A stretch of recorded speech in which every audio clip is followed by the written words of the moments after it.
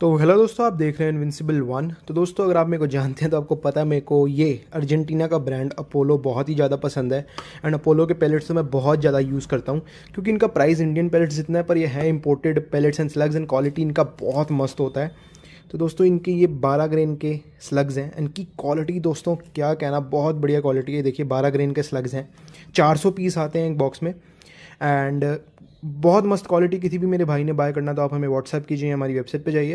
And इसको मैंने अपनी डायना स्टॉर्म राइडर से चलाया तो ये ऑलमोस्ट 242.8 MPS दे रहे हैं। अभी प्रेशर कम था गन में, स्टिल ऑलमोस्ट 800 FPS की स्पीड दी है इन्होंने, जो कि काफ़ी अच्छी स्पीड है। And Storm Rider is a pretty accurate gun, specially with these slugs. तो किसी भी भाई ने बाय करना आप हमें व्हाट्सएप कीजिए, हमारी वेबसाइट पर जाइए। Thank you, have a nice day.